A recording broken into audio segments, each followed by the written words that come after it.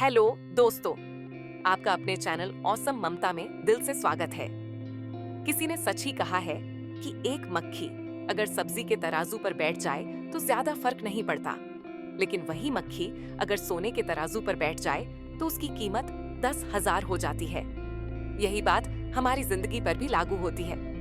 हमारा मूल्य दूसरों की संगत और उनके मूल्य से भी निर्धारित होता है। इसीलिए अगर जिंदगी में सुकून और खुशी चाहिए तो संगत सुधारना बेहद जरूरी है। आज मैं आपको एक छोटी सी कहानी सुनाने जा रही हूँ, जिससे हम ये सीखेंगे कि हमारी संगत और सोच हमें कितना प्रभावित करती है। एक बार की बात है, 3 यात्री 3 अलग अलग दिशाओं से यात्रा करते हुए एक जंगल में मिले। उन्होंने एक बड़े पेड़ के नीचे बैठकर विश्राम करने का फैसला किया। तीनों के पास अपने अपने सफर की कहानियां थीं, लेकिन जब उन्होंने एक दूसरे से बातें की तो तीनों के व्यक्तित्व में बड़ा अंतर था। पहले यात्री का चेहरा थकान और निराशा से भरा हुआ था, वह जैसे किसी बोझ को ढो रहा हो। दूसरा यात्री भी थका हुआ था, लेकिन उसकी आंखों में हल्की सी उम्मीद नजर आ रही थी। तीसरा यात्री सबसे अलग था। उसके चेहरे पर एक चमक थी, एक मुस्कान थी और वो बहुत ही प्रसन्न लग रहा था। तीनों के पास 2-2 बैग्स थे। एक बैग आगे की ओर लटका हुआ था और दूसरा पीछे की ओर। जब वे आराम कर रहे थे, उनकी नजर पास ही बैठे एक महात्मा जी पर पड़ी, जो उन्हें देखकर मुस्कुरा रहे थे। पहले तो उन्होंने ध्यान नहीं दिया, लेकिन जब महात्मा जी की मुस्कान लगातार बनी रही तो तीनों के मन में सवाल उठने लगा। वे उठकर महात्मा जी के पास गए और उन्हें प्रणाम किया। पहले यात्री ने महात्मा जी से पूछा, महाराज, आप हमें देखकर हंस क्यों रहे हैं? क्या हमने कुछ गलत किया है?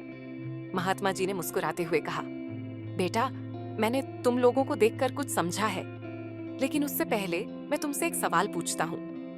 तुम्हारे पास जो 2 बैग हैं, अगर मैं कहूँ कि एक बैग में तुम्हें लोगों की अच्छाई रखनी है और दूसरे में बुराई, तो तुम कौन से बैग में क्या रखोगे?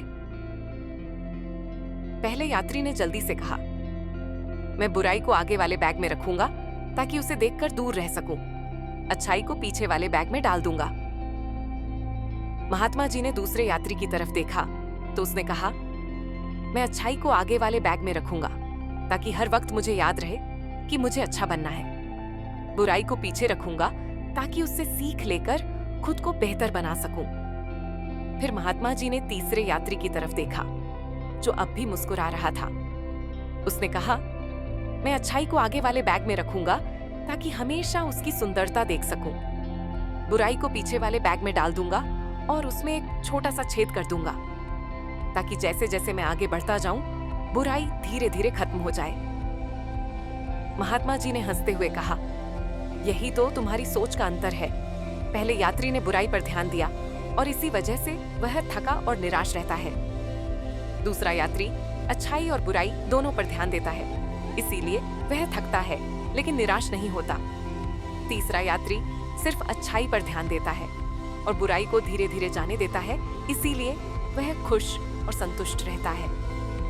महात्मा जी की यह बात सुनकर तीनों यात्रियों ने महसूस किया कि उनकी सोच ही उनके जीवन की दिशा तय करती है। जो व्यक्ति हमेशा दूसरों की बुराई देखता है, वह अपनी यात्रा में थकावट और निराशा से भर जाता है। लेकिन जो अच्छाई पर ध्यान देता है और बुराइयों को धीरे धीरे छोड़ता है, उसकी यात्रा खुशियों से भरी रहती है। तो इस कहानी से हमें यह सीख मिलती है कि अगर हम अपनी जिंदगी में सुख और संतोष चाहते हैं तो हमें अपने दृष्टिकोण को बदलना होगा। अच्छाइयों को अपने जीवन का हिस्सा बनाएं और बुराइयों को धीरे धीरे छोड़ते जाएं। तभी हमारी यात्रा आनंदमयी होगी। दोस्तों, यदि आपको इस वीडियो से कुछ सीखने को मिला है तो हमें कमेंट करके जरूर बताएं और ऐसी वीडियो के लिए चैनल सब्सक्राइब करें। तो चलिए मिलते हैं नेक्स्ट वीडियो में एक और कहानी के साथ। तब तक के लिए नमस्कार। खुश रहिए, मुस्कुराते रहिए। धन्यवाद।